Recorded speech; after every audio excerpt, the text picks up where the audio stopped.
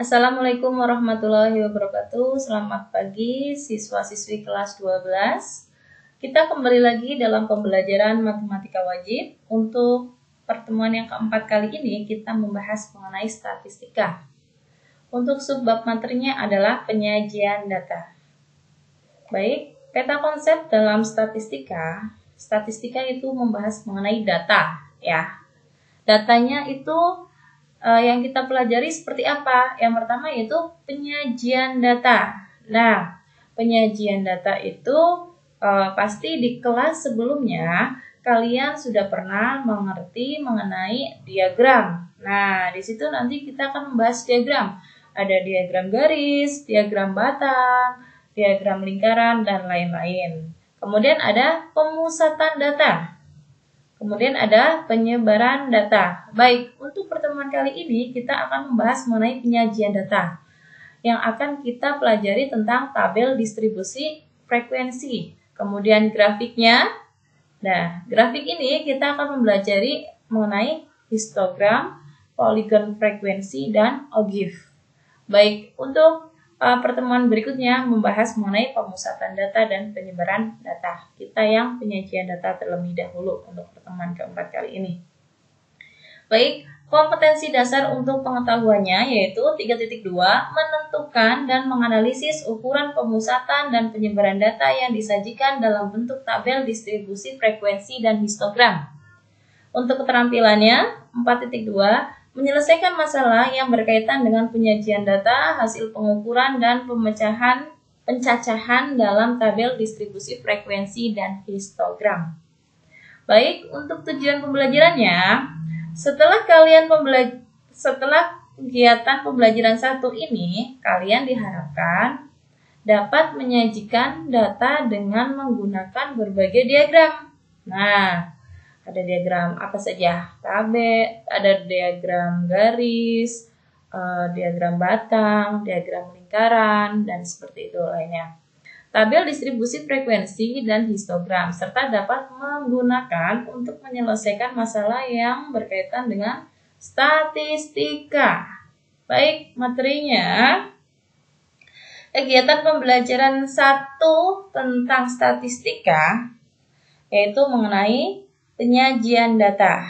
Nah, seperti yang tadi Ibu sampaikan, di kelas sebelumnya kalian sudah tahu mengenai diagram garis, ya.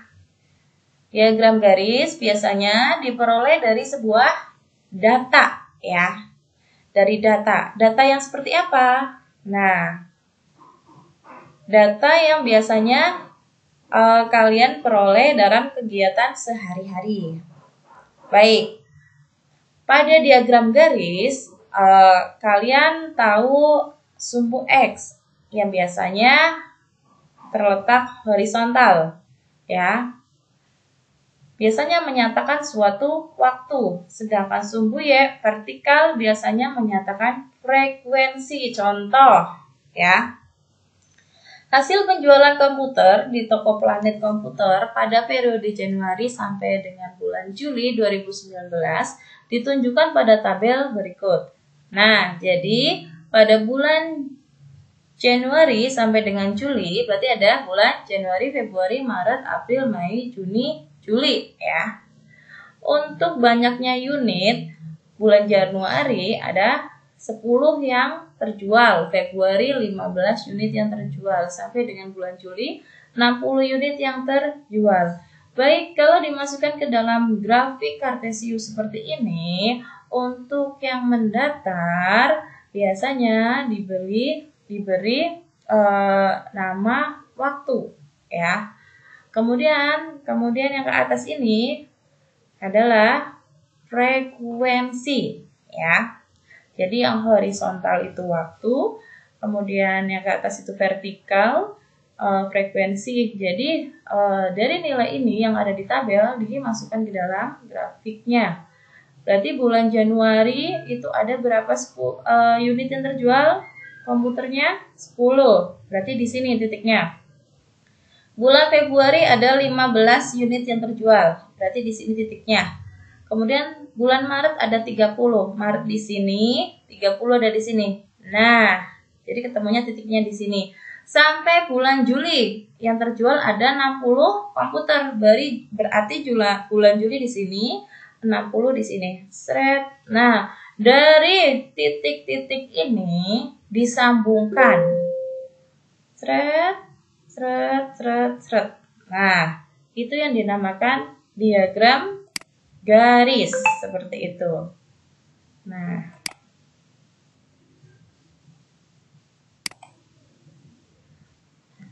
baik, mengenai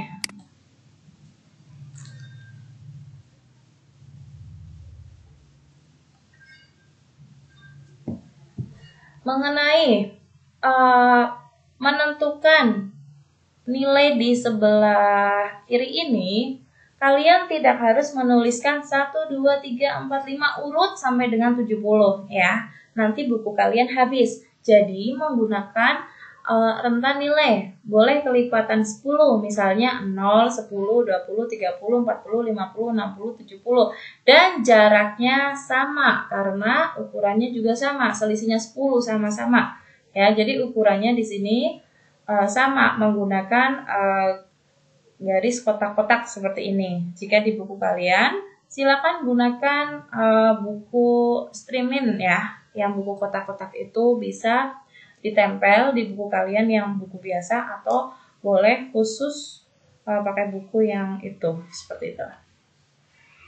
Baik, kemudian tadi kan diagram garisnya hanya satu. Kalau diagram garisnya dua seperti ini, itu dinamakan grafik garis berganda atau multiple line chart ya. Multi itu lebih dari satu, line itu garis, gitu ya. Oke, jadi garis yang terdiri dari beberapa garis untuk menggambar perkembangan beberapa hal atau kejadian sekaligus. Misalnya, kalau tadi penjualannya kan hanya satu jenis barang, ya, yaitu komputer, ya, jumlahnya hanya satu jenis. Oke, mungkin untuk toko yang kedua ini, misalnya penjualan barang A dan B di toko Melati periode Januari sampai dengan Juni 2019 ditunjukkan pada tabel di bawah ini. Nah, jadi mungkin ini barang A itu komputer yang A, barang B komputer yang B, mereknya berbeda gitu ya. Dari bulan Januari sampai Juni penjualannya sekian. Kemudian dari nilai ini dimasukkan ke dalam grafik kartesius yang mendapatkan sebuah titik-titik seperti tadi. Misal, bulan Januari jenis barang A, ya. Jenis barang A itu ada 25. Berarti Januari 25, berarti di tengah-tengahnya 20 dan 30. Ini ya. Berarti garis yang biru ini itu adalah hasil penjualan jenis barang A. Ya, jadi itu adalah jenis barang A.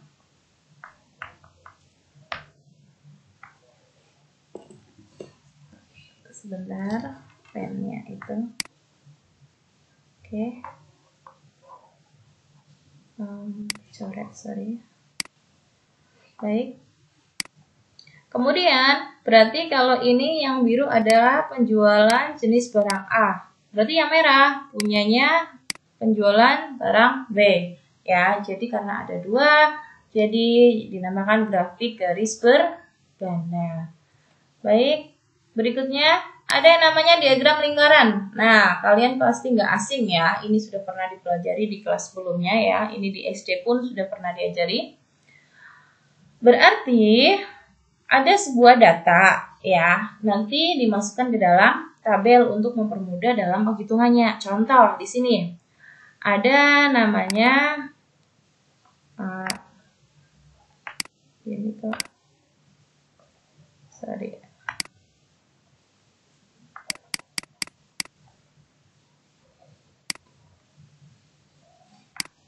Oke, di sini ada sebuah diagram, maaf, ada sebuah data yang datanya merupakan banyaknya permintaan kegiatan ekstrakurikuler siswa kelas 12 di SMA Merdeka. Itu namanya SMA Merdeka ya. Yaitu ekstrakurikulernya apa saja? Ekstrakurikulernya ada olahraga, ada 90 orang. PMR 60 orang. Dan paskibranya ada 50 orang. Oke, kita buat tabel. Jenis kegiatannya tadi ada 3. Olahraga, masukkan. PMR, masukkan. Kemudian paskibra, masukkan. Jumlahnya ada berapa tadi? Nah, berarti 90, 60, dan 50 orang. Nah, jadi jumlah keseluruhan dari semua yang mengikuti ekstrakurikuler 90 ditambah 60, 150 tambah 50, berarti 200. Untuk dapat kalian membuat tabel lingkaran, berarti kalian harus mengetahui besar sudutnya dari masing-masing ekstrakurikuler ini. Caranya bagaimana? Nah, kalau misalnya ditanyakan presentase, kalian boleh mencari presentase. Kalau misalkan langsung ke sudutnya juga boleh. Nah, di sini presentasenya dihitung dulu. Oke, 90 itu olahraganya per jumlah keseluruhan 200 dikali 100%. Kenapa dikali 100%? Karena yang ditanyakan presentasinya. Baik, nah berarti boleh kan saya bagi dengan 100, kali dengan 100, berarti 90 dibagi 2, 45. Kita coret aja, 60 dibagi 2, 30. 50 dibagi 2, 25%. Nah, 25% itu kan 1/4 ya kan?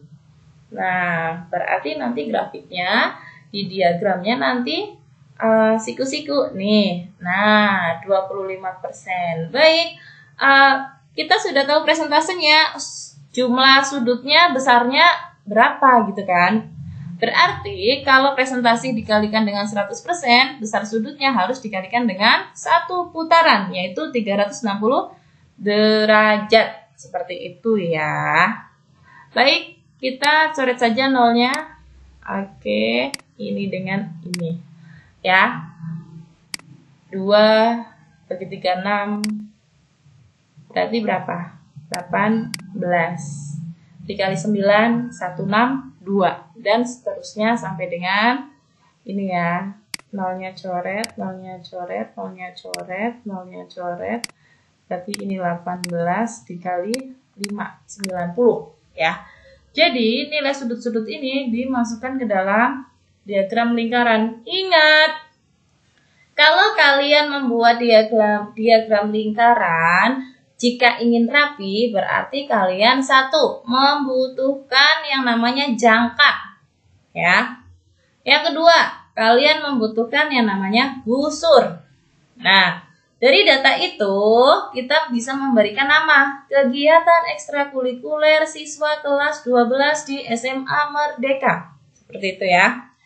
Nah, kemudian tadi ada apa aja jenisnya? Olahraga. Itu busurnya berapa derajat? 162 derajat. Nah, 162 berarti yang ini ya. Nah, olahraga itu 90 siswa, 45%-nya. Kemudian PMR yang ini, jumlah siswanya 60, 30%. Luasnya ini PMR 108 derajat pakai busur. Kemudian paskibranya, siswanya 50 orang, 25%. Nah, besar sudutnya paskibra 90 derajat. Jadi ini diagram lingkarannya. Baik, masuk ke diagram yang ketiga yaitu diagram batang. Diagram batang apa sih? Penyajian data dengan menggunakan persegi panjang. Persegi panjang dengan arah vertikal atau horizontal. Berarti bisa menghadap ke atas maupun ke samping ya. Ke kanan gitu. Boleh vertikal atau horizontal. Tinggi setiap persegi panjang atau yang dinamakan batangnya itu sesuai dengan jumlah data masing-masing objek. Ya, contoh. Tabel berikut menunjukkan banyaknya siswa di kota A menurut tingkat sekolah pada tahun 2009. Jadi ada sekolah SD, SMP, SMA, STM. Jumlah siswanya sekian.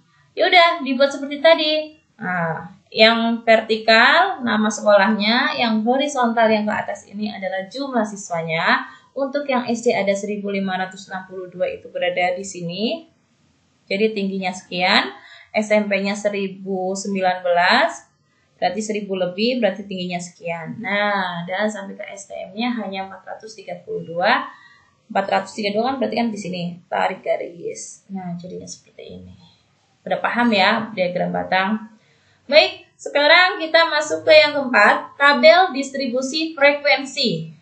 Oke. Jika ukuran data cukup besar, N-nya lebih dari 30, maka sebaiknya datanya disajikan dalam bentuk tabel distribusi frekuensi. Kenapa? Untuk mempermudah melihat data tersebut. Baik. Jadi, tabel distribusi frekuensi dibedakan menjadi dua, yaitu tabel distribusi frekuensi tunggal dan tabel distribusi frekuensi berkelompok. Nah, jadi kalau tabel distribusi frekuensi tunggal, contohnya itu seperti apa? Nah, ini contohnya seperti ini. Ya, contohnya seperti ini. Oke, jadi ada sebuah data. Berat badan ini ada 40 siswa di SD Merdeka. Data ini dimasukkan ke dalam tabel. Karena dia berat badannya masing-masing, maka kan dia tunggal, ya, nggak berkelompok. Jadi yang 32 beratnya itu ada berapa orang? Baik, 1, 2, 3, 4, 5, 6. Jadi dimasukkan ke turusnya ada 6 turus dan frekuensinya 6. Dan selanjutnya sampai yang 37. Dan di sini kalian harus jeli dalam melihat data. Nah, diperoleh data seperti ini. Kemudian jika untuk data yang sangat besar, sebaiknya menggunakan tabel distribusi frekuensi berkelompok. Ya, kalau ini data tabel distribusi frekuensi tunggal. Kalau yang besar, nanti kalian harus menggunakan tabel distribusi frekuensi berkelompok. Ini langkah-langkahnya. Baik, sebelum kita melangkah ke sini, menjelaskan langkah-langkahnya, kita akan membahas, baik. Kita bahas dulu yang ini, ya. Tapi ini digunakan untuk yang bawah ini, ya. Oke. Baik, saya jelaskan sedikit. Tentukan jangkauan data, yaitu datum terbesar dikurangi data terkecil. Berarti, misalnya, kita masuk ke contoh. Berapa ya? Nah, di sini, ya, harusnya ke sini yang dipakai.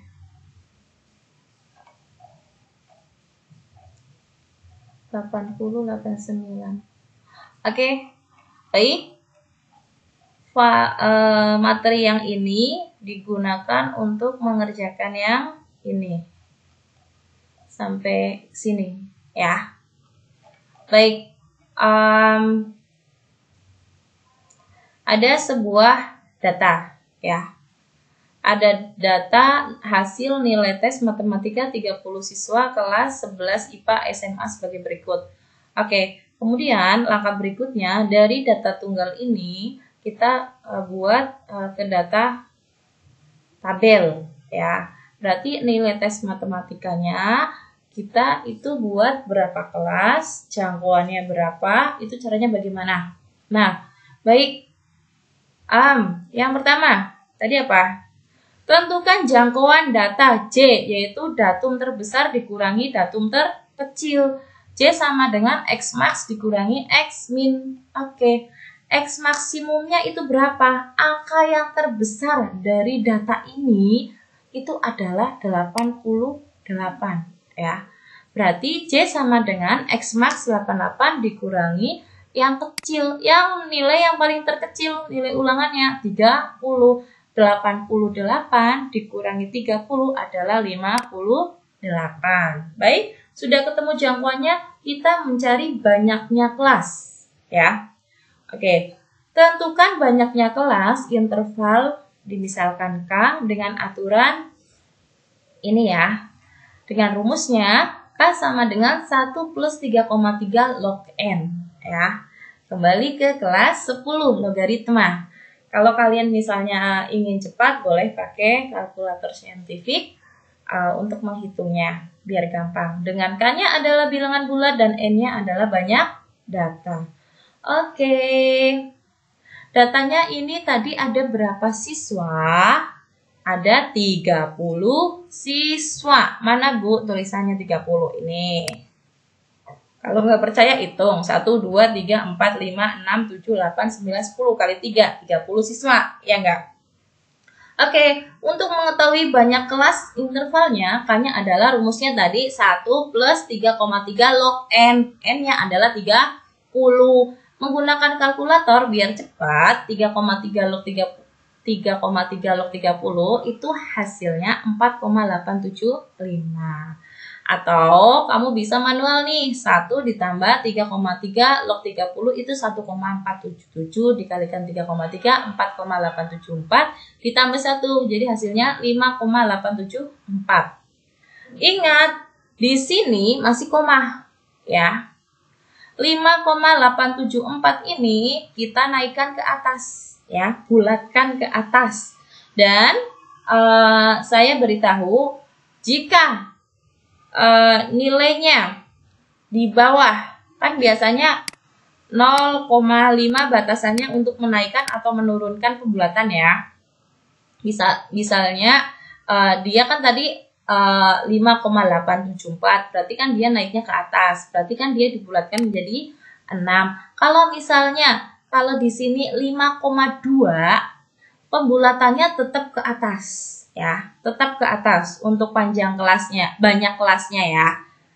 Kan nggak mungkin ada siswa yang setengah gitu kan, nggak mungkin kan. Nah, jadi dibulatkan ke atas ya. Jadi kalau misalnya di sini 5,2 atau 5,3 atau 5,4 sampai berapa, tetap dinaikkan ke atas ya. Jadi 5,874 itu dibulatkan menjadi 6. Kalau misalnya komanya di bawah 5, tetap dinaikkan ke atas. Oke? Nah, itu ketentuannya. Banyak kelas interval. Nah, kalau ini banyak kelas interval dimisalkan K. Kalau banyaknya ada 6 kelas ya. Oke. Banyaknya ada 6 kelas. Kita hitung ini. 1, 2, 3, 4, 5, 6. Kelasnya ada 6 kan? Oke, sudah benar. Kemudian panjang kelasnya P sama dengan apa tadi? Tentukan panjang kelas. Jangkauan dibagi banyak kelas. Jangkauannya tadi yang pertama itu berapa? 58 per banyaknya kelas tadi 6. 58 per 6 adalah 9,6. Itu dibulatkan ke atas. Berarti 10. Oke, kelas yang paling bawah tadi berapa? 30. Berarti 30 panjang kelasnya 10, berarti 30, 31, 32, 33, 34, 35, 36, 37, 38, 39 ya. Jadi di sini itu 39, bukan 40 ya. Jadi menghitungnya bukan 30 ditambah 10 jadi 40, tapi menghitungnya dari 30, 31, 32, 33, 4, 35, 36, 37, 38, 39. Jadi di sini ada 39. Nah, kemudian kelas berikutnya dimulai tidak 39 lagi, tapi setelahnya ya. Berarti berapa? 40 ditambah 10 lagi, 49, 50, 59 dan seterusnya sampai 80 sampai 89. Oke, setelah itu kamu kan tadi menentukan torusnya ya. Nah, untuk nilai tes matematika yang nilainya di antara 30 sampai 39 itu berapa siswa? Oke, berarti kan 30 ini 1 ya. Yang 30 sampai 39. Nah, nih 2 yang lain sudah di atasnya. Berarti ada 2 siswa yang nilainya 30 sampai dengan 39.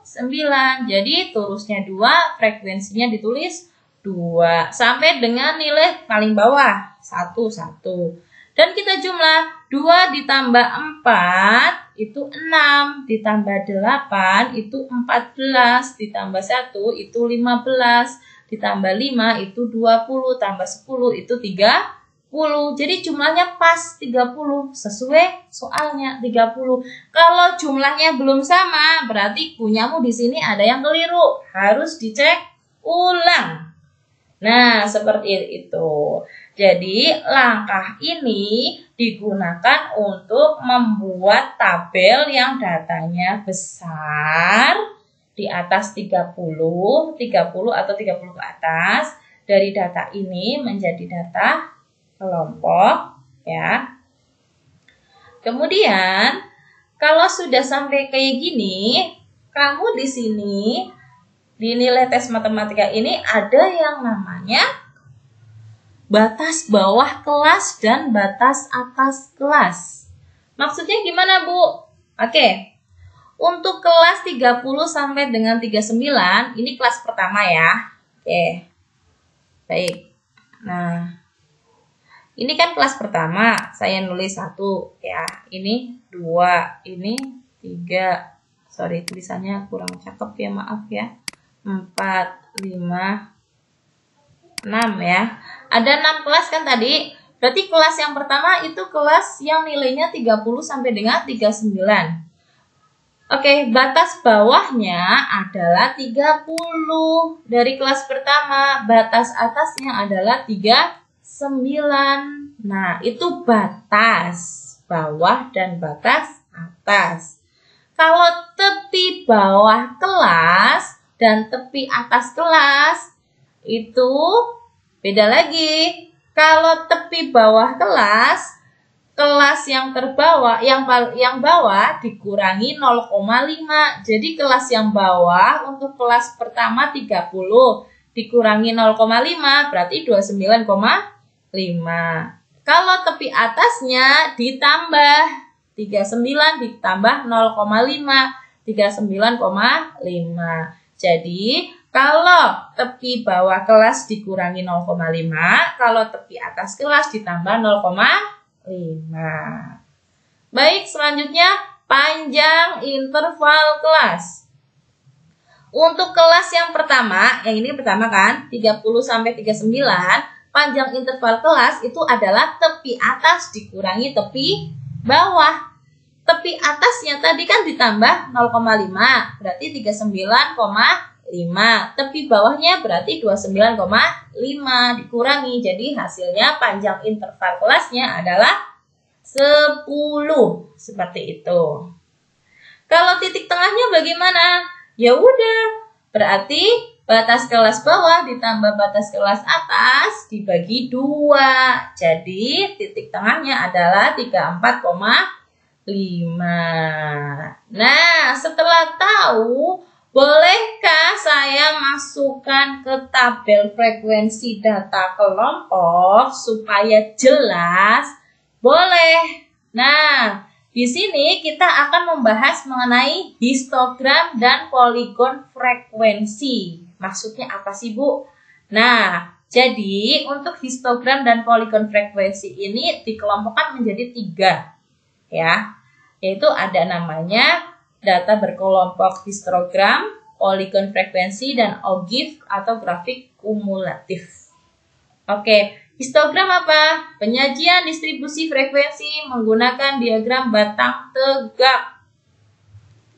Kemudian kalau OGIF, ntar dibahas di bawahnya ya. Kita satu-satu dulu. Oke, tadi kan tabelnya ini. Ini kan. Nah, Kita taruh di sini, pakai data yang sama supaya paham. Oke, dari sini kita bisa menentukan tepi kelas. Nah, tepi bawah kelas dikurangi 0,5, berarti yang 30 jadi 29,5. Yang 40 jadi 39,5. Dan seterusnya sampai 80 dikurangi 0,5 adalah 79,5. Sampai berapa tepi atasnya? 39 ditambah 0,5. 49 tambah 0,5. Sampai 89 ditambah 0,5 jadi 89,5. Ini tepi kelas, ya. Kalau titik tengahnya, ya udah tepi kelas bawah ditambah tepi kelas atas dibagi 2. Jadi 29,5 ditambah 39,5 dibagi 2. Hasilnya 34,5 dan digunakan sampai yang bawah. 79,5 ditambah 89,5 dibagi 2 hasilnya 84,5. Oke, frekuensinya tadi berapa? Yang 30 sampai 39. Ini pakai yang data awal 2, 4, 8, 10, 5, 1. Tulis di sini. Sudah? Nah, histogramnya dari data ini bisa kamu buat tepi bawah kelas 29,5. Tulis di sini. Kasih titik.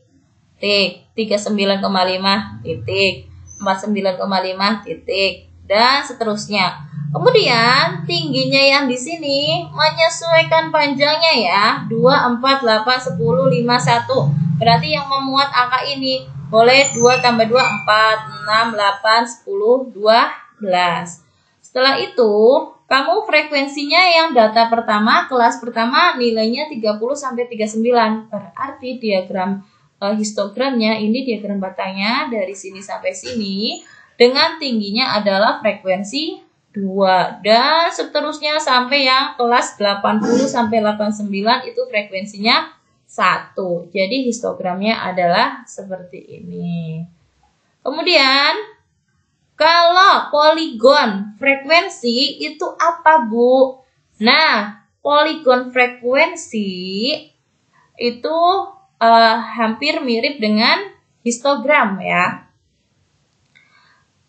Jadi, jika setiap titik tengah sisi atas persegi panjang yang berdampingan hubungan dengan suatu garis, maka terbentuk yang disebut poligon.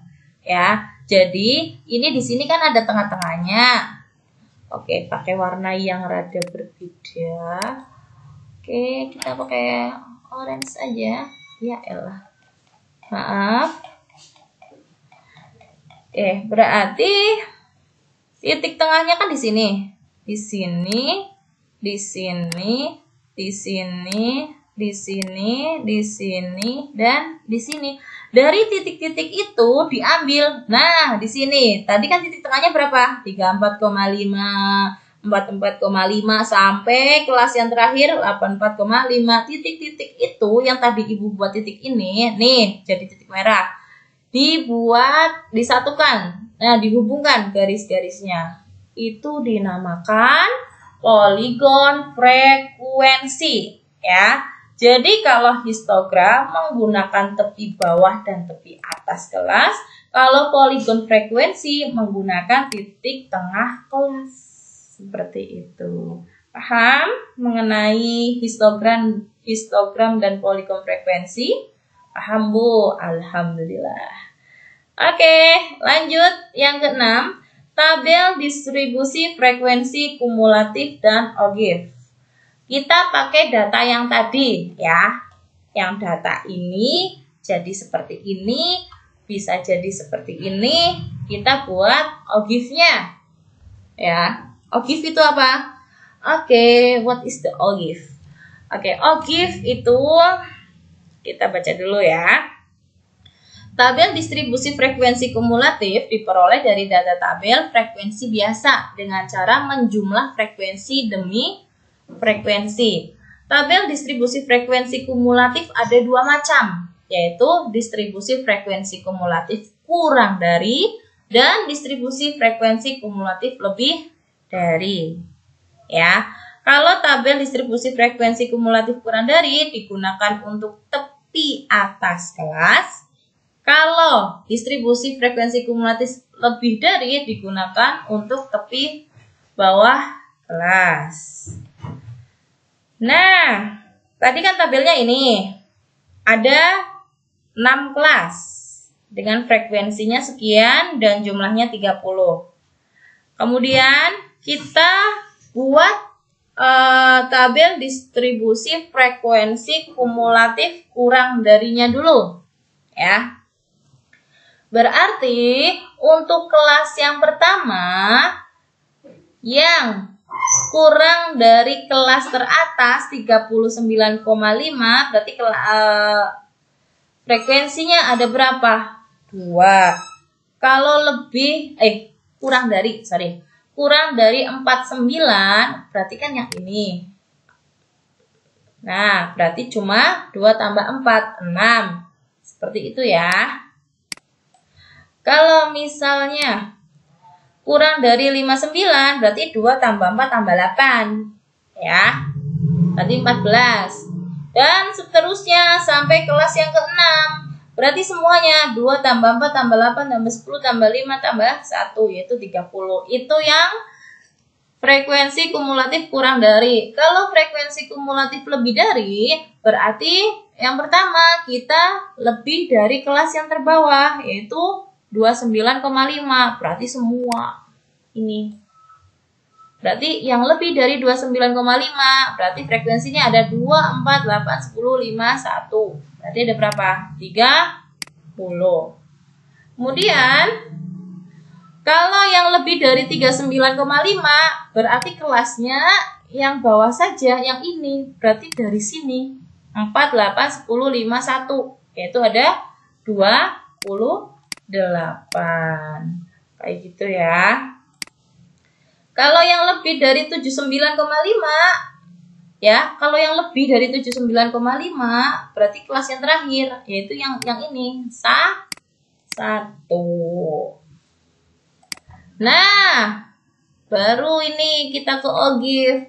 Dari tabel distribusi frekuensi kumulatif kurang dari dan lebih dari, kita dapat menggunakan OGIF kurang dari atau OGIF positif. Ya, kalau OGIF kurang dari disebut OGIF positif. Ya, kalau OGIF lebih dari disebut OGIF negatif. OGIF itu apa? Pertanyaannya tadi kan. OGIF adalah grafik distribusi frekuensi kumulatif berupa kurva yang menghubungkan apa? Titik-titik yang membentuk poligon. Frekuensi kumulatif kurang dari atau lebih dari. Kalau OGIF kurang dari disebut OGIF positif, OGIF lebih dari disebut OGIF negatif. Berarti dari data ini data tabel distribusi frekuensi kumulatif kurang dari berarti bisa dibuat OGIF kurang dari atau OGIF positif. Nah, ini OGIF kurang dari. Nah, berarti OGIF positif. Tadi yang nilainya kurang dari 39,5 adalah ada 2. 39,5 ada 2. 2 ini kan di bawah 5. Terus sampai yang terakhir yang kurang dari 89,5 ada 30. 89,5 itu di sini ada 30. Jadi cara menariknya dari yang bawah dulu ya. Jadi 89,5 tarik ke atas. Pakai titik-titik ini boleh. Ada 30. Nah, dari semua titik ini dihubungkan. Ya, itu OGIF positif. Kalau OGIF negatif, berarti yang data tabel ini. Nah, yang lebih dari 29,5. Nah, lebih berarti dia OGIF negatif. Ada 30. Sampai kelas yang bawah, yang lebih dari 79,5 ada berapa? 1. Ya, jadi OGIF negatif yang berasal dari frekuensi kumulatif lebih dari, gambarnya seperti ini. Coba kalian perhatikan perbedaan ogive positif, kurvanya selalu naik ya. Ogive positif. Kemudian sedangkan ogive negatif, kurvanya selalu turun. Nah, seperti itu. Paham ya? Jadi rangkumannya silakan kalian baca. Ada 1, 2, 3, 4, 5, 6 poin untuk rangkumannya. Itu saja dari Ibu. Terima kasih. Wassalamualaikum warahmatullahi wabarakatuh.